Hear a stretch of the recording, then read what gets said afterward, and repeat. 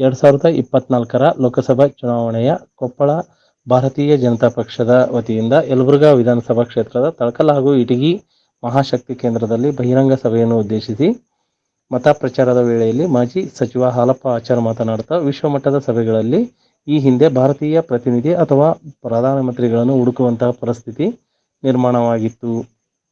ಆದರೆ ಇತ್ತೀಚೆಗೆ ಭಾರತೀಯರನ್ನೇ ವಿಶ್ವಗುರು ಎಂದು ವಿಶ್ವಮಟ್ಟದ ಸಭೆಗಳಲ್ಲಿ ಸತ್ಕರಿಸುವ ಮಟ್ಟಕ್ಕೆ ದೇಶವನ್ನು ಕೊಂಡೊಯ್ದ ಕೀರ್ತಿ ಪ್ರಧಾನಿ ನರೇಂದ್ರ ಮೋದಿ ಅವರಿಗೆ ಸಲ್ಲುತ್ತದೆ. ಭಾರತ ದೇಶದ ಅಭಿವೃದ್ಧಿಯ ವೇಗ ವಿದೇಶಿಗರಲ್ಲೂ ಅಚ್ಚರಿಯನ್ನುಂಟು ಮಾಡುತ್ತಿದೆ. ರಾಷ್ಟ್ರೀಯ ಹೆದ್ದಾರಿ, ರೈಲ್ವೆ ವಿದ್ಯುದೀಕರಣ, ಕೋವಿಡ್ ಸಂದರ್ಭಗಳಲ್ಲಿ ವಿದೇಶಗಳಿಗೆ ಲಸಿಕೆ ನೀಡಿದ ಸಾಧನೆ ಸೇರಿದಂತೆ ಇನ್ನೂ ಅನೇಕ ಮಹತ್ ಸಾಧನೆಗಳನ್ನು ನರೇಂದ್ರ ಮೋದಿ 10 ವರ್ಷಗಳಲ್ಲಿ ಮಾಡಿದ್ದು ಭಾರತ ದೇಶವನ್ನು ವಿಶ್ವಗುರುದತ್ತ ಕೊಂಡೊಯ್ಯುತ್ತಿದೆ ಎಂದು ಹೇಳಿದರು. ಜಗತ್ತಿನ ನಾಯಕತ್ವನ ವಹಿಸ್ಕೊಳ್ಬೇಕು ಅಂತ ಹೇಳ್ತಾರ. ನಾವು ಹೆಮ್ಮೆ ಪಡ್ಬೇಕಲ್ಲ, ಭಾರತೀಯರು ನಾವು ಹೆಮ್ಮೆ ಪಡ್ಬಹುದಾ? ಪಡ್ಬೇಕಾಗುತ್ತ. ಎಂದಕ್ಕೆ ಯಾರು ಕೇಳಿದ್ದಿಲ್ಲ. ಈ ದೇಶದ ಪ್ರಧಾನಿ ಹೋದ್ರ ಹವಾಡಿಗರ ದೇಶದಿಂದ ಬಂದ ಪ್ರಧಾನಿ ಅಂತೇಳಿ ಕಾಂಗ್ರೆಸ್ ಕಾಲದಲ್ಲಿ ಅಪವಾದವನ್ನ ಹೊತ್ಕೊಂಡವರದೀವಿ. ಆದ್ರೆ ಇವತ್ತು ನರೇಂದ್ರ ಮೋದಿ ಯಾವ್ದಾದ್ರು ಒಂದು ದೇಶಕ್ಕೆ ಹೋದ್ರ ರೆಡ್ ಕಾರ್ಪೆಟ್ ಹಾಸಿ ಅಲ್ಲಿಯ ಪ್ರಧಾನಿನೋ ಅಧ್ಯಕ್ಷನೋ ವಿಮಾನದ ಬಾಗಿಲಿಗೆ ಬಂದು ನಿಂದಿರ್ತಾರ. ಇದು ನಾವು ಹೆಮ್ಮೆ ಪಡ್ತಕ್ಕಂಥದ್ದು. ಇವತ್ತಿನಲ್ಲಿ ಇವತ್ತು 1ನೇ ಸ್ಥಾನದಲ್ಲಿರ್ತಕ್ಕಂಥದ್ದು ಹೆದ್ದಾರಿಗಳ ನಿರ್ಮಾಣದಲ್ಲಿ ಭಾರತ ದೇಶ ಅಂತ ಹೇಳಿ ಇವತ್ತು ಅಮೆರಿಕ ವರದಿ ಮಾಡುತ್ತೆ. ನಾನಲ್ಲ, ಅಮೆರಿಕ ವರದಿ ಮಾಡುತ್ತೆ. ಇವತ್ತು ರೈಲ್ವೆ ಲೈನ್ಗಳನ್ನು ನೋಡಿದ್ರಿ. ಇವತ್ತು ಭಾರತೀಯ ಜನತಾ ಪಾರ್ಟಿ ಅಧಿಕಾರಕ್ಕೆ ಬಂದ ನಂತರ ಇವತ್ತು ಡಬಲೀಕರಣ ಇರ್ಬೋದು, ವಿದ್ಯುದೀಕರಣದ ಲೈನ್ಗಳಿರ್ಬೋದು, ಹೊಸ ರೈಲ್ವೆ ನಿಲ್ದಾಣಗಳಿರ್ಬೋದು, 1-2 ಅಭಿವೃದ್ಧಿಯ ನಿಟ್ಟಿನಲ್ಲಿ ಬಹಳ ಅದ್ಭುತವಾದಂತಹ ಸಾಧನೆಯನ್ನ ಕೇವಲ 10 ವರ್ಷದಲ್ಲಿ ನರೇಂದ್ರ ಮೋದಿ ಅವರು ಮಾಡಿ ಇಡೀ ದೇಶಕ್ಕೆಲ್ಲ ಜಗತ್ತಿಗೆ ತೋರಿಸಿಕೊಟ್ರು. ಈ ವೇಳೆಯಲ್ಲಿ ಜಿಲ್ಲಾಧ್ಯಕ್ಷ ನವೀನ ಗುಳಗಣ್ಣನವರು ಮಾತನಾಡುತ್ತಾ, ಸದ್ಯ ಭಾರತದಲ್ಲಿ ಚುನಾವಣೆಯ ಕಾವು ಏರುತ್ತಿದ್ದು, ಇದರ ಕಾತುರ ದೇಶ ಅಷ್ಟೇ ಅಲ್ಲದೆ ಇಡೀ ಪ್ರಪಂಚದ ಜನರೇ ದೇಶದ ಕಡೆ ಮುಖ ಮಾಡಿ ನೋಡುತ್ತಿದ್ದಾರೆ. ಇದಕ್ಕೆಲ್ಲ ಕಳೆದ 10 ವರ್ಷಗಳಲ್ಲಿ ನರೇಂದ್ರ ಮೋದಿ ಅವರು ಮಾಡಿದ ಕಾರ್ಯ ಸಾಧನೆಯೇ ಪ್ರಮುಖ ಕಾರಣವಾಗಿದೆ. 25 ಕೋಟಿ ಜನ ಬಡವರನ್ನು ಬಡತನ ರೇಖೆಯಿಂದ ಮೇಲೆತ್ತುವ ಹಾಗೂ 28 ಕೋಟಿ ಮಹಿಳೆಯರಿಗೆ ಸ್ವಾವಲಂಬಿ ಬದುಕು ಕಟ್ಟಿಕೊಟ್ಟ ಮಹಾನ್ ನಾಯಕ ನರೇಂದ್ರ ಮೋದಿ. ಆದ್ದರಿಂದ ಇನ್ನೊಂದು ಬಾರಿ ನರೇಂದ್ರ ಮೋದಿಯವರ ಕೈ ಬಲಪಡಿಸಬೇಕಾದ ಅನಿವಾರ್ಯತೆ ದೇಶದ ಜನರಿಗಿದೆ. ಆದರೆ ದೇಶದ ಅಭಿವೃದ್ಧಿಗಿಂತ ನರೇಂದ್ರ ಮೋದಿಯವರನ್ನು ಪ್ರಧಾನಿ ಸ್ಥಾನದಿಂದ ಕೆಳಗಿಳಿಸುವುದೇ INDIA ಮೈತ್ರಿಕೂಟದ ಪ್ರಮುಖ ಉದ್ದೇಶವಾಗಿದೆ ಎಂದು ಹೇಳಿದರು. ದೇಶವನ್ನ ವಿಶ್ವ ಮಟ್ಟದಲ್ಲಿ ಇವತ್ತು ದೊಡ್ಡ ಸ್ಥಾನಕ್ಕೆ ಒಯ್ಯಬೇಕು ಅನ್ನೋ ಗುರಿಯನ್ನು ಇಟ್ಕೊಂಡು ನಾವು ಚುನಾವಣೆ ಹೋಗ್ತಾ ಇದ್ದೇವೆ. ಆದ್ರೆ ಕಾಂಗ್ರೆಸ್ನವರು ಅದ್ರ ಜೊತೆ ಇರುವಂತಹ 25-26 ಪಕ್ಷಗಳು ಅವರೇನು ನರೇಂದ್ರ ಮೋದಿ ಅವರು ಪ್ರಧಾನಿ ಆಗ್ಬಾರ್ದು ಅಂತ ಹೇಳಿದ್ದಾರೆ. ಈ ದೇಶ ಅಭಿವೃದ್ಧಿ ಆಗ್ಬೇಕು ಅಂತ ಅವ್ರ ಕಲ್ಪನೆ ಇಲ್ಲ. ಈ ದೇಶವನ್ನು ಉದ್ಧಾರ ಮಾಡಬೇಕು ಅಂತ ಅವ್ರ ಕಲ್ಪನೆ ಇಲ್ಲ. ಈ ದೇಶದಲ್ಲಿ ನರೇಂದ್ರ ಮೋದಿ ಪ್ರಧಾನಿ ಆಗ್ಬಾರ್ದು ಅನ್ನುವಂತ ಕುತಂತ್ರವನ್ನ ಮಾಡಲಿಕ್ಕೆ 25-30 ಪಕ್ಷಗಳು ಒಂದಾಗಿ ಇವತ್ತು ಕೆಲಸವನ್ನು ಮಾಡ್ತೇವೆ. ಹಾಗಾಗಿ ನಮ್ಮೆಲ್ಲರ ಮುಂದೆ ಆಯ್ಕೆ ಇರೋದು ಇವತ್ತು ನರೇಂದ್ರ ಮೋದಿ ಅವರಂತ ಒಬ್ಬ ಧೀಮಂತ ನಾಯಕ ಮತ್ತೊಮ್ಮೆ ಈ ದೇಶದಲ್ಲಿ 3ನೇ ಬಾರಿಗೆ ಪ್ರಧಾನಿ ಆಗ್ಬೇಕಾಗಿದೆ. ಇಡೀ ವಿಶ್ವವೇ ಇವತ್ತು ಭಾರತದ ಚುನಾವಣೆಯನ್ನ ನೋಡ್ತಾ ಇದೆ. ಲೋಕಸಭೆ ಚುನಾವಣೆ ಭಾರತ ದೇಶದಲ್ಲಿ ನಡೀತಾ ಇದೆ. ಆದ್ರೆ ಇದನ್ನ ಕುತೂಹಲದಿಂದ ನೋಡ್ತಾ ಇರೋ ಯಾರಪ್ಪ ಅಂದ್ರೆ ಇಡೀ ವಿಶ್ವದ ಜನ. ಯಾಕೆ ವಿಶ್ವದ ಕಣ್ಣು ಇವತ್ತು ಭಾರತದ ಮೇಲೆ ಬಿದ್ದಿದೆ? ಇಷ್ಟು ದಿನ ಲೋಕಸಭಾ ಚುನಾವಣೆ ಆದ್ರೂ ಕೂಡ ಅದು ದೇಶಕ್ಕಾಗಿ ಸೀಮಿತ ಇತ್ತು. ದೇಶದವ್ರು ನಾವೆಲ್ಲ ಚುನಾವಣೆ ಮಾಡ್ತಾ ಇದ್ವಿ, ನಾವು ನಮ್ಮ ಅಭ್ಯರ್ಥಿಯನ್ನ ಆಯ್ಕೆ ಮಾಡ್ತಾ ಇದ್ವಿ, ಜೊತೆಗೆ ನಮ್ಮ ಪ್ರಧಾನಿಯನ್ನ ನಾವು ಆಯ್ಕೆ ಮಾಡ್ತಾ ಇದ್ವಿ. ಬೇರೆ ದೇಶದವ್ರ ಜನರು ಅದ್ರ ಬಗ್ಗೆ ತಲೆ ಕೆಡಿಸ್ಕೊಳ್ತಾ ಇರಲಿಲ್ಲ. ಏನೋ ಭಾರತದಲ್ಲಿ ಒಂದು ಚುನಾವಣೆ ಆಗ್ತಾ ಇದೆ ಬಿಡು ಅಂತೇಳಿ ಸುಮ್ಮನೆ ಇರ್ತಾ ಇದ್ರು. ಆದ್ರೆ ಈ ಚುನಾವಣೆಯನ್ನ ಇಡೀ ವಿಶ್ವದ ಜನ ಯಾಕೆ ನೋಡ್ತಾ ಇದ್ದಾರೆ ಅಂದ್ರೆ ಕಳೆದ 10 ವರ್ಷದ ಅವಧಿಯಲ್ಲಿ ನರೇಂದ್ರ ಮೋದಿ ಅವರು ಮಾಡಿದಂತ ಸಾಧನೆಗಳು. ವಿಶ್ವದ ಜನ ಭಾರತವನ್ನ ಯಾಕೆ ನೋಡ್ತಾ ಇದ್ದಾರೆ ಅಂದ್ರೆ ಇಡೀ ವಿಶ್ವದಲ್ಲಿ ಭಾರತವನ್ನ ಒಂದು ಗೌರವ ಸ್ಥಾನದಲ್ಲಿ ಹೋದಂತ ಯಾವ್ದಾದ್ರು ಒಬ್ಬ ನಾಯಕ ಇದ್ರೆ ಅದು ನರೇಂದ್ರ ಮೋದಿ ಅವರು. ಇದು ನರೇಂದ್ರ ಮೋದಿ ಅವರ ಚುನಾವಣೆ. 2 ಅವಧಿಗೆ ಈ ದೇಶವನ್ನು ಆಳಿದ್ದಾರೆ. ದೇಶಕ್ಕಾಗಿ ಏನೆಲ್ಲ ಕಾರ್ಯಕ್ರಮಗಳನ್ನು ಕೊಟ್ಟಿದ್ದಾರೆ. ಅವರನ್ನ ಇವತ್ತು 3ನೇ ಬಾರಿಗೆ ನಾವು ಆಯ್ಕೆ ಮಾಡಬೇಕಾಗಿದೆ. ಭಾರತೀಯ ಜನತಾ ಪಕ್ಷದ ಕೊಪ್ಪಳ ಲೋಕಸಭಾ ಕ್ಷೇತ್ರದ ಅಭ್ಯರ್ಥಿ ಡಾಕ್ಟರ್ ಬಸವರಾಜ್ ಕ್ಯಾವಟರ್ ಮಾತನಾಡುತ್ತಾ, ಸಾಮಾನ್ಯವಾಗಿ ಒಂದು ಲಸಿಕೆ ತಯಾರಿಸಲು 5 ವರ್ಷ ಬೇಕೇ ಬೇಕು. ಆದರೆ ಕೇವಲ 1 ವರ್ಷದಲ್ಲಿ ಲಸಿಕೆ ತಯಾರಿಸಿ 2 ಬಾರಿ ಲಸಿಕೆ ನೀಡಿದ ಹೆಗ್ಗಳಿಕೆ ನಮ್ಮ ಭಾರತೀಯರದ್ದು. ಇದೆಲ್ಲ ಮೋದಿ ಅವರ ಆಡಳಿತ ವೈಖರಿಯಿಂದ ಸಾಧ್ಯವಾಗಿತ್ತು. ಇಂತಹ ನಾಯಕ ಮುಂದುವರಿಯಲು ಮತ್ತೊಮ್ಮೆ ಭಾರತೀಯ ಜನತಾ ಪಕ್ಷವನ್ನು ಬೆಂಬಲಿಸಿ ಎಂದು ಕರೆ ನೀಡಿದರು. ಏನಾದ್ರೂ ತೊಂದರೆ ಆದ್ರೆ ಶ್ರೀಮಂತರು ವಿದೇಶದಿಂದ ಮೆಡಿಸಿನ್ ತಗೊಂಡು ಟ್ರೀಟ್ಮೆಂಟ್ ತಗೊಳ್ತಾ ಇದ್ವಿ. ಆದ್ರೆ ಇವತ್ತು ಕಾಲ ಬದಲಾಗಿದೆ. ಇವತ್ತು ನಮಗೆ ವಿದೇಶದಿಂದ ಮೆಡಿಸಿನ್ ಬರೋದಿಲ್ಲ, ನಮಗ್ ದೇಶದಿಂದಲೇ ಬರುತ್ತೆ, ಮತ್ ದೇಶದಿಂದ ವಿದೇಶಕ್ಕೆ ಹೋಗುತ್ತೆ. ನಮಗ್ ಗೊತ್ತಿರ್ಬೋದು, ಅಲ್ಲಪಚಾರ್ ಸಾಹೇಬ್ರು ಹೇಳಿದ್ರು ಕೊರೋನಾ ಟೈಮಲ್ಲಿ ಇದುವರೆಗೆ ಆದ್ರೂ ಭಾರತ ಇತಿಹಾಸದಲ್ಲಿ ಯಾವುದೇ ವ್ಯಾಕ್ಸಿನ್ ನಾವು ಭಾರತದಲ್ಲಿ ತಯಾರಿಸ್ಕೊಂಡಿಲ್ಲ. ಒಂದು ವ್ಯಾಕ್ಸಿನ್ ತಯಾರು ಮಾಡ್ಬೇಕಂದ್ರೆ 5 ವರ್ಷ ಬೇಕು. ಆದ್ರೆ ನರೇಂದ್ರ ಮೋದಿ ಅವರು ಒಂದೇ ವರ್ಷದಲ್ಲಿ ವ್ಯಾಕ್ಸಿನ್ ಮಾಡಿ ಒಂದೇ ವರ್ಷದಲ್ಲಿ 140 ಕೋಟಿ ಜನರಿಗೆ ಎರಡೆರಡು ಬಾರಿ ವ್ಯಾಕ್ಸಿನ್ ಹಾಕಿದ್ರಲ್ಲ. ನಮಗ್ ಬಂದಿದ್ದು ಕೋವಿಡ್ 1 ವೇವ್ 2 ವೇವ್, 3ನೇ ವೇವ್ ಯಾರಿಗೂ ಗೊತ್ತೇ ಆಗ್ಲಿಲ್ಲ. ಆದ್ರೆ ವಿದೇಶದಲ್ಲಿ 5ನೇ ವೇವ್ ಇನ್ನು ಕಳೆದ 1 ತಿಂಗಳನ್ನು ಕೇಸಸ್ ಇದಾವೆ. ಸೊ ಅಂತ ಪ್ರಧಾನಮಂತ್ರಿ ಅವರು, ನಿಮಗೆ ಗೊತ್ತಿರ್ಬೋದು, ನೀವು ವಿದೇಶಕ್ಕೆ ಹೋದ್ರೆ ಡಾಕ್ಟರ್ಸ್ ಜಾಸ್ತಿ ಇರೋದು ಯಾರು? ಭಾರತೀಯರು. ವಿದೇಶಕ್ಕೆ ಹೋದ್ರೆ ನಂಬಿಕೆ ಇರೋದು ನಮ್ಮ ಭಾರತೀಯ ಡಾಕ್ಟರ್ ಮೇಲೆ. ನೀವು ವಿದೇಶಕ್ಕೆ ಹೋಗ್ತಂದ್ರೆ ಇಂಜಿನಿಯರ್ಸ್ ಯಾರಿರೋದು ಜಾಸ್ತಿ?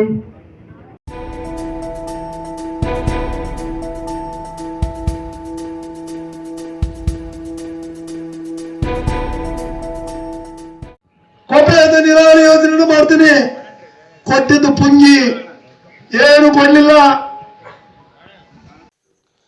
ಯಲಬುರ್ಗಾ ತಾಲೂಕಿನ ತಳಕಲ್ ಹಾಗೂ ಇಟಗಿ ಮಹಾಶಕ್ತಿ ಕೇಂದ್ರದ ಬಹಿರಂಗ ಸಭೆಯನ್ನು ಉದ್ದೇಶಿಸಿ ಹಾಲಪ್ಪ ಹಚ್ಚರ ಮಾತನಾಡುತ್ತಾ, ಯಲಬುರ್ಗಾ ವಿಧಾನಸಭಾ ಕ್ಷೇತ್ರದ ಶಾಸಕರಾಗಿ ಆಯ್ಕೆಯಾದ ಬಸವರಾಜ ರಾಯರೆಡ್ಡಿ ಅವರು ಮತದಾರರ ಕೈಗೆ ಪುಂಗಿ ಕೊಟ್ಟಿದ್ದಾರೆ.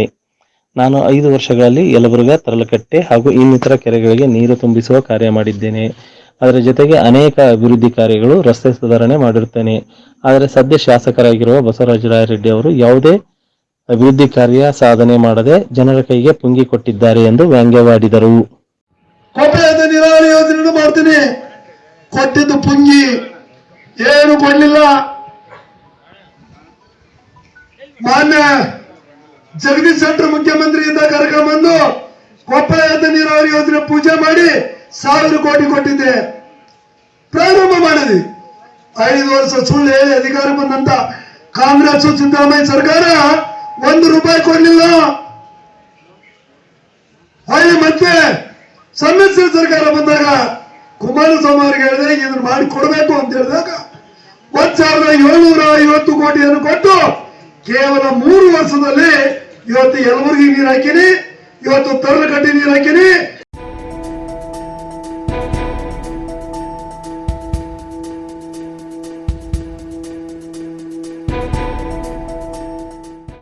ರಾಜ್ಯ ವಿಧಾನಸಭೆ ಚುನಾವಣೆ ಮುಂಚೆ ಗಾಲಿ ಜನಾರ್ದನ ರೆಡ್ಡಿ ಅವರು ಗಂಗಾವತಿ ಜನರಿಗೆ ಆಮಿಷಗಳ ಮಹಾಘೋರವನ್ನ ತೋರಿಸಿ ಚುನಾವಣೆಯಲ್ಲಿ ಗೆದ್ದು ಚುನಾವಣೆ ಬಳಿಕ ಫುಟ್ಬಾಲ್ ಆಟ ಆಡುತ್ತಿದ್ದಾರೆ ಎಂದು ಗಂಗಾವತಿ ಮಾಜಿ ಶಾಸಕ ಇಕ್ಬಾಲ್ ಅನ್ಸಾರಿ ವ್ಯಂಗ್ಯವಾಡಿದರು. ಗಂಗಾವತಿ ತಾಲೂಕಿನ ಮರ್ಲಾನಹಳ್ಳಿ ಗ್ರಾಮದಲ್ಲಿ ನಡೆದ ಕಾಂಗ್ರೆಸ್ ಸಭೆಯಲ್ಲಿ ಮಾಜಿ ಶಾಸಕ ಇಕ್ಬಾಲ್ ಅನ್ಸಾರಿ ಮಾತನಾಡುತ್ತಾ, ಶಾಸಕ ಗಾಲಿ ಜನಾರ್ದನ ರೆಡ್ಡಿ ಚುನಾವಣೆ ಮುಂಚೆ ಒಂದು ಗ್ರಾಮ ಒಂದು ದೇವಸ್ಥಾನವನ್ನು ಬಿಡದೆ ಗ್ರಾಮಕ್ಕೆ ಇಂತಿಷ್ಟು ದುಡ್ಡು, ದೇವಸ್ಥಾನಗಳಿಗೆ ಇಂತಿಷ್ಟು ದುಡ್ಡು ಕೊಡುತ್ತೇನೆ ಎಂದು, ಆಮೇಲೆ ಚುನಾವಣೆಯಲ್ಲಿ ಗೆದ್ದು ಈಗ ಗಂಗಾವತಿ ಜನರ ಕೈಗೆ ಸಿಗದೆ ಜನರೊಂದಿಗೆ ಫುಟ್ಬಾಲ್ ಆಟವನ್ನು ಆಡುತ್ತಾ ಕ್ಷೇತ್ರದ ಜನತೆಗೆ ಮೋಸ ಮಾಡಿದ್ದಾರೆ. ಕ್ಷೇತ್ರದಲ್ಲಿ ಮನೆ ಮಾಡಿದ್ದೇನೆ ಎಂದು ಹೇಳಿ ಈಗ ಅಡ್ರೆಸ್ ಇಲ್ಲದೆ ಹೋಗಿದ್ದಾರೆ. ಗಂಗಾವತಿ ಕ್ಷೇತ್ರದಲ್ಲಿ ಅವರ ಸ್ಪರ್ಧಿಸಿದ್ದು ಬಿಜೆಪಿಯನ್ನು ಎದುರಿಸಲು ಹೊರತು ಜನರ ಸಮಸ್ಯೆಗಳಿಗೆ ಸ್ಪಂದಿಸುವುದಕ್ಕಲ್ಲ. ಈಗ ಪುನಃ ಬಿಜೆಪಿಗೆ ಸೇರಿದ್ದು ಇವರನ್ನು ನಂಬಿ ಮತ ಹಾಕಿದ ಜನತೆಗೆ ಮೋಸ ಮಾಡಿದ್ದಾರೆ ಎಂದು ಹೇಳಿದರು. Kalyana Karnataka news bureau, Gangavathi. ಒಂದು ದೇವಸ್ಥಾನ ಬಿಟ್ಟಿಲ್ಲ, ಒಂದು ಜಂಡಕಟ್ಟೆ ಬಿಟ್ಟಿಲ್ಲ, ಬಸವೇಶ್ವರ ಗುಡಿ ಬಿಟ್ಟಿಲ್ಲ, ಆಂಜನೇಯ ದೇವಸ್ಥಾನ ಬಿಟ್ಟಿಲ್ಲ. ಎಲ್ಲ ಕಡೆ ಹೋದ್ರೆ 10 ಲಕ್ಷ ಕೊಡ್ತೀನಿ, 25 ಕೊಡ್ತೀನಿ, 50 ಕೊಡ್ತೀನಿ ಅಂತ ಹೇಳಿ ಹೋಗ್ಬಿಟ್ಟ. ಕೊಟ್ಟಿಲ್ಲ, ಏನಿಲ್ಲ. ಚುನಾವಣೆ ಮುಗಿತ್, ನೀವು ಈ ಕಡೆ ಆತ ಆ ಕಡೆ. ಗಂಗಾವತಿಗೆ ಬರೋದಿಲ್ಲ. ಚುನಾವಣೆ ಮುಂಚೆ ಜನಾರ್ದನ್ ರೆಡ್ಡಿ ಎಲ್ಲೋ ಕನಗಿರಿ ರೋಡಿಗೆ ನಾನು ಮನೆ ತಗೊಂಡಿದ್ದೀನಿ, ಇಲ್ಲೇ ಇರ್ತೀನಿ ಅಂದ. ನಾನು ನಿಮ್ಗೆ ಎಲ್ಲರಿಗೂ ಹೇಳಿದೆ, ಮನಿ ತಗೊಂಡ್ಮೇಲೆ ಮನಿ ಮಾರಕ್ಕೆ ಎಷ್ಟೊತ್ತಾಗ್ತದೆ? ಮನಿ ತಗೊಂಡ್ಮೇಲೆ ಮನಿ ಮಾರಕ್ಕೆ ಎಷ್ಟೊತ್ತಾಗುತ್ತದೆ? ಅವ ಸುಳ್ಳು ಹೇಳಕತ್ತಾರ, ಅವನ್ ಮಾತು ನಂಬಕ್ ಹೋಗ್ಬೇಡಿ ಅಂತ ಹೇಳಿದೆ. ಆಮೇಲೆ ನಿಮ್ಗಳಿಗೆ ಹೇಳಿದೆ, ಅವ ಜನಾರ್ದನ್ ರೆಡ್ಡಿ ಬಿಜೆಪಿಯಿಂದ ಬಂದಾನ,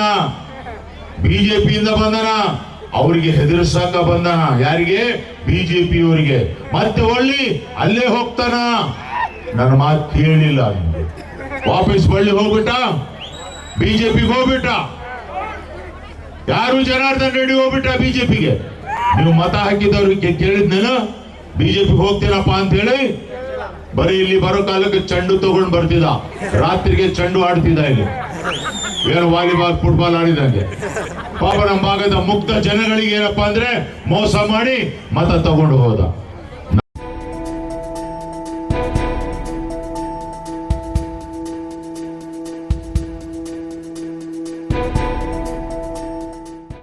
ಬಂಜಾರ ಸಮಾಜದ ಗುರುಗಳು ಪ್ರಿಯಾಂಕ್ ಖರ್ಗೆ ಅವರ ಮಾತನ್ನ ನಂಬಿ ಉಮೇಶ್ ಜಾಧವ್ ಅವರನ್ನ ಸೋಲಿಸಿ ಎಂದು ಬಂಜಾರ ಸಮಾಜಕ್ಕೆ ಕರೆ ನೀಡುತ್ತಿರುವ ಕಾಂಗ್ರೆಸ್ ಪ್ರೇಮ ಶ್ರೀಗಳಿಗೆ ಸಲ್ಲದು ಎಂದು ಗೋರ್ ಸೇನೆ ರಾಜ್ಯ ಪ್ರಧಾನ ಕಾರ್ಯದರ್ಶಿ ಸುರೇಶ್ ಬಲುಟಗಿ ತಿಳಿಸಿದರು. ಕೊಪ್ಪಳ ಜಿಲ್ಲೆ ಕುಕನೂರು ಪಟ್ಟಣದ ಕೃಷಿ ಉತ್ಪನ್ನ ಮಾರುಕಟ್ಟೆ ಆವರಣದ ಜೋಳದವರ ಕಾರ್ಯಾಲಯದಲ್ಲಿ ಪತ್ರಿಕಾಗೋಷ್ಠಿ ಉದ್ದೇಶಿಸಿ ಮಾತನಾಡುತ್ತಾ, ಕಲಬುರಗಿ ಲೋಕಸಭಾ ಕ್ಷೇತ್ರದ ಭಾರತೀಯ ಜನತಾ ಪಾರ್ಟಿ ಅಭ್ಯರ್ಥಿ ಉಮೇಶ್ ಜಾಧವ್ ಅವರನ್ನ ಸೋಲಿಸಬೇಕು ಎಂದು ಇಡೀ ಬಂಜಾರ ಸಮಾಜ ನಿರ್ಧಾರ ಮಾಡಿದೆ ಎಂದು ಹೇಳಿಕೆ ನೀಡುತ್ತಿರುವುದು ಬಂಜಾರ ಸಮಾಜದ ಗುರುಗಳಾದ ಪರಶುರಾಮ್ ಮಹಾರಾಜರು, ಸೋನಿಯಾಲ ಗಿರಿಮಠ ಬೇಡಸುರ ಮತ್ತು ಲೋಕೇಶ್ ಮಹಾರಾಜ ಅವರ ಸಮಾಧಾನದ ಕ್ಷಮೆ ಕೇಳಬೇಕು. ಬಂಜಾರ ಸಮಾಜದ ಏಕೈಕ ಪ್ರತಿನಿಧಿಯಾಗಿರುವ ಡಾಕ್ಟರ್ ಉಮೇಶ್ ಜಾಧವ್ ಅವರು ಬಿಜೆಪಿ ಪಕ್ಷದಿಂದ ಗೆಲ್ಲಿಸಲು ಪ್ರಚಾರ ಮಾಡಬೇಕು ಎಂದು ಈ ಪತ್ರಿಕಾಗೋಷ್ಠಿ ಮೂಲಕ ಆಗ್ರಹಿಸುತ್ತೇನೆ ಎಂದು ಹೇಳಿದರು. ಇಡೀ ಭಾರತ ದೇಶದಲ್ಲಿ ರಾಷ್ಟ್ರೀಯ ಪಕ್ಷದಿಂದ ಸಮಾಜಕ್ಕೆ ಲೋಕಸಭಾ ಟಿಕೆಟ್ ನೀಡಿರುವುದು ಕೇವಲ ಬಿಜೆಪಿ ಪಕ್ಷದಿಂದ ಮಾತ್ರ. ಇಂತಹ ಸಮಯದಲ್ಲಿ ಸಮಾಜದ ಸ್ವಾಮೀಜಿಯಾಗಿ ಅವರ ಗೆಲುವಿಗೆ ಶ್ರಮಿಸುವುದನ್ನು ಬಿಟ್ಟು ಸೋಲಿಸಲು ಕರೆ ನೀಡುತ್ತಿರುವುದು ಖಂಡನೀಯವಾಗಿದ್ದು, ಗುರುಗಳು ತಮ್ಮ ನಿಲುವನ್ನು ಬದಲಾಯಿಸಿ ಜಾಧವ್ ಗೆಲುವಿಗೆ ಶ್ರಮಿಸಬೇಕು ಎಂದು ಹೇಳಿದರು. Kalyana Karnataka news bureau, Kukanur. ಮಾತ್ರ ಆಚರಣೆ ಮಾಡ್ತಿರ್ತಕ್ಕಂಥ ಸದ್ಗುರು ಶ್ರೀ ಸೇವಾಲಾಲ್ ಜಯಂತಿಯನ್ನ ರಾಷ್ಟ್ರ ಮಟ್ಟದಲ್ಲಿ ದೆಹಲಿಯಲ್ಲಿ ಆಚರಣೆ ಮಾಡಿದ್ದು ಡಾಕ್ಟರ್ ಉಮೇಶ್ ಜಾಧವ್ ಅವರು ಸಂಸದ ಆದ ತಕ್ಷಣ ದೆಹಲಿಯಲ್ಲಿ ಪ್ರತಿ ವರ್ಷ ತಮ್ಮ ಸ್ವಂತ ಖರ್ಚಿನಲ್ಲಿ ಸೇವಾಲಾಲ್ ಜಯಂತಿಯನ್ನ ರಾಷ್ಟ್ರ ಮಟ್ಟದಲ್ಲಿ ಮಾಡಿ ನಮ್ಮ ಸಮಾಜದ ಅಸ್ಮಿತೆಯನ್ನ ಕಾಪಾಡಿದ್ದಾರೆ. ಹೀಗಾಗಿ ಲೋಕಸಭೆ ಚುನಾವಣೆಯಲ್ಲಿ ರಾಷ್ಟ್ರೀಯ ಪಕ್ಷಗಳು, ಕಾಂಗ್ರೆಸ್ ಆಗಲಿ ಬೇರೆ ಪಕ್ಷಗಳು ನಮ್ಮ ಸಮಾಜದವರಿಗೆ ಎಲ್ಲಿ ಟಿಕೆಟ್ ಕೊಟ್ಟಿಲ್ಲ. ಕಳೆದ 2019ರ ಲೋಕಸಭೆ ಚುನಾವಣೆ ಮತ್ತು ಈಗ ನಡೀತಿರತಕ್ಕಂಥ 2024ರ ಲೋಕಸಭೆ ಚುನಾವಣೆಯಲ್ಲಿ ಬಿಜೆಪಿ ಪಕ್ಷದಿಂದ ಡಾಕ್ಟರ್ ಉಮೇಶ್ ಜಾಧವ್ ಅವರಿಗೆ ಟಿಕೆಟ್ ಕೊಟ್ಟು ಗೆಲ್ಲಿಸಿ ನಮ್ಮ ಸಮಾಜದಿಂದ ಒಬ್ಬರಾದ್ರಲ್ಲಿ ಅಂತೇಳಿ ನಮ್ಮನ್ನ ಮನ್ನಣೆ ಕೊಡ್ತಿರೋದು ಬಿಜೆಪಿ ಸರ್ಕಾರ.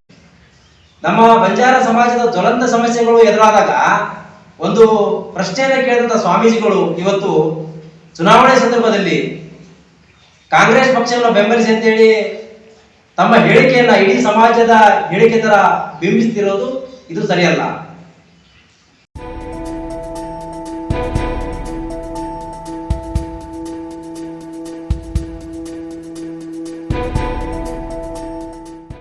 ಹುಬ್ಬಳ್ಳಿಯ ಬಿವಿಬಿ ಕಾಲೇಜಿನ ವಿದ್ಯಾರ್ಥಿನಿ ನೇಹಾ ಹಿರೇಮಠ್ ಅವರ ಮೇಲೆ ನಡೆದಿರುವ ಹತ್ಯೆಯು ಮಾನವ ಸಮಾಜ ತಲೆ ತಗ್ಗಿಸುವ ಘಟನೆಯಾಗಿದ್ದು, ಈ ಘಟನೆ ಖಂಡನೀಯವಾಗಿದೆ ಎಂದು ಕಾರ್ಯನಿರತ ಪತ್ರಕರ್ತರ ಧ್ವನಿ ಸಂಘಟನೆಯ ಕುಕನೂರು ತಾಲೂಕು ಘಟಕದ ಅಧ್ಯಕ್ಷರಾದ ಸುನಿಲ್ ಕುಮಾರ್ ಮಠದ್ ಹೇಳಿದರು.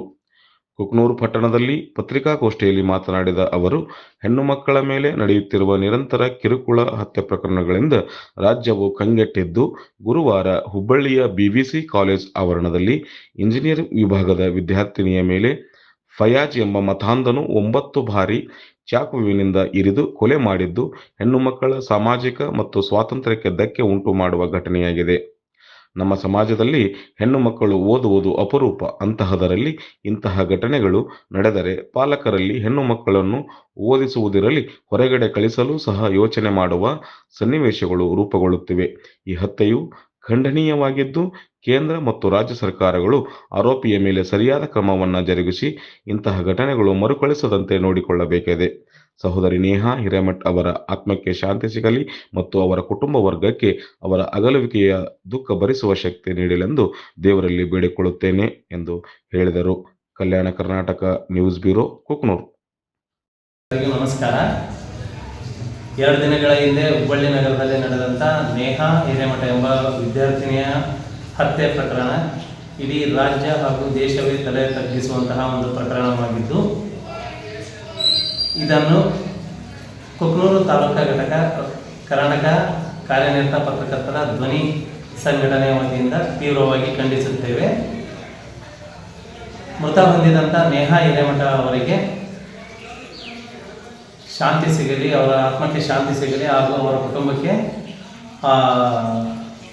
ನೋವು ಭರಿಸುವಂಥ ಶಕ್ತಿಯನ್ನು ಆ ಭಗವಂತ ನೀಡಲಿ ಅಂತ ಹೇಳ್ತಾ, ಹತ್ಯೆಗೈದಂಥ ಯುವಕನಿಗೆ ಒಂದು ಘೋರ ಶಿಕ್ಷೆಯನ್ನು ಸರ್ಕಾರ ಸಂಬಂಧಪಟ್ಟ ಇಲಾಖೆ ನೀಡಲಿ ಎಂದು ಹೇಳುತ್ತಾ, ಈ ಒಂದು ಪ್ರಕರಣದಿಂದ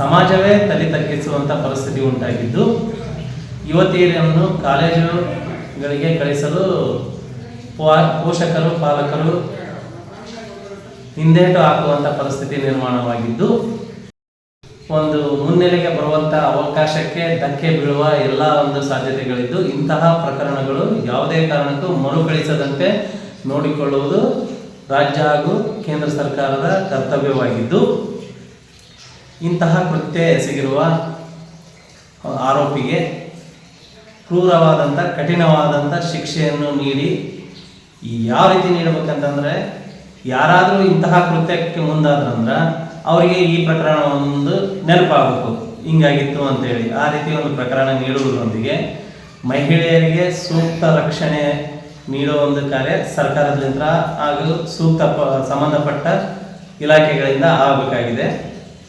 ಇದನ್ನು ಶೀಘ್ರದಲ್ಲಿ ಆರೋಪಿಗೆ ಶಿಕ್ಷೆ ನೀಡಿ ಮಹಿಳೆಯರಿಗೆ ಸ್ವಾಭಿಮಾನ ಬದುಕು ಮತ್ತು ಸಮಾಜದಲ್ಲಿ ಸ್ಥಾನಮಾನ ನೀಡಲು ಸಹಕರಿಸಬೇಕಂತೇಳಿ ನಾವು ಕುಕ್ನೂರು ತಾಲೂಕಾ ಕಾರ್ಯನಿರತ ಪತ್ರಕರ್ತರ ಧ್ವನಿ ಸಂಘಟನೆಯಿಂದ ಸರ್ಕಾರವನ್ನು ಒತ್ತಾಯಪಡಿಸುತ್ತೇವೆ.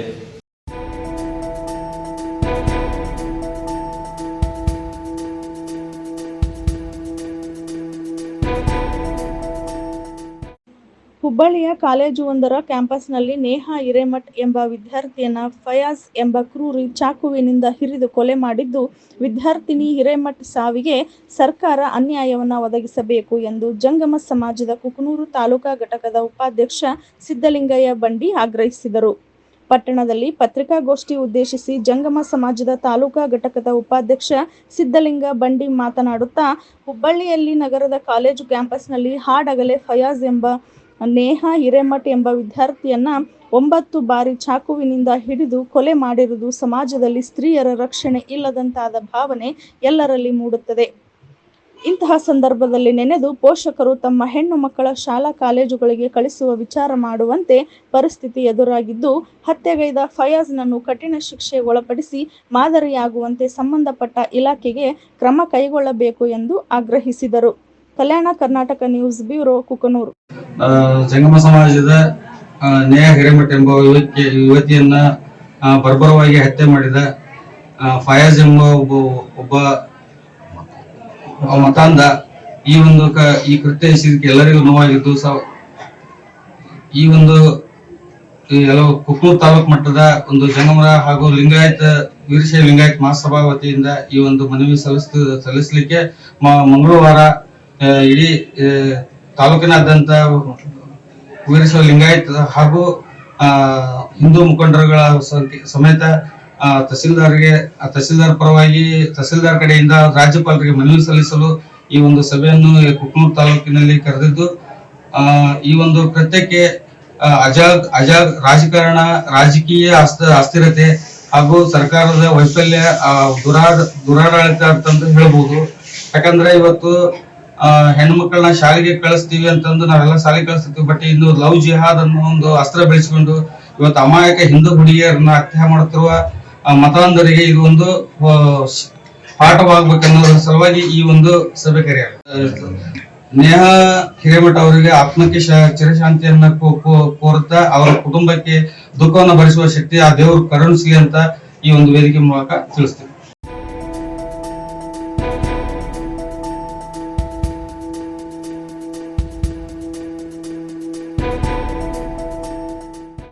2023 ಹಾಗೂ 2024 ಹಾಗೂ 2024-2025ನೇ ಸಾಲಿನ ಮಹಾತ್ಮ ಗಾಂಧಿ ನರೇಗಾ ಯೋಜನೆ ಅಡಿ ಅನುಷ್ಠಾನಗೊಂಡ ಮತ್ತು ಅನುಷ್ಠಾನಗೊಳ್ಳುತ್ತಿರುವ ಬಹದ್ದೂರ್ ಬಂಡಿ, ಬಿಸರಳ್ಳಿ ಗ್ರಾಮ ಪಂಚಾಯಿತಿಗಳಲ್ಲಿ ಕಾಮಗಾರಿ ಸ್ಥಳಕ್ಕೆ ಪವನ್ ಕುಮಾರ್ ಮಾಲ್ಪಾಟಿ, ಗ್ರಾಮೀಣಾಭಿವೃದ್ಧಿ ಆಯುಕ್ತಾಲಯ ಆಯುಕ್ತರು, ಗ್ರಾಮೀಣಾಭಿವೃದ್ಧಿ ಮತ್ತು ಪಂಚಾಯತ್ ರಾಜ್ ಇಲಾಖೆ ಬೆಂಗಳೂರು ಭೇಟಿ ನೀಡಿ ಕಾಮಗಾರಿಗಳ ಬಗ್ಗೆ ಪರಿಶೀಲನೆಯನ್ನು ನಡೆಸಿದರು.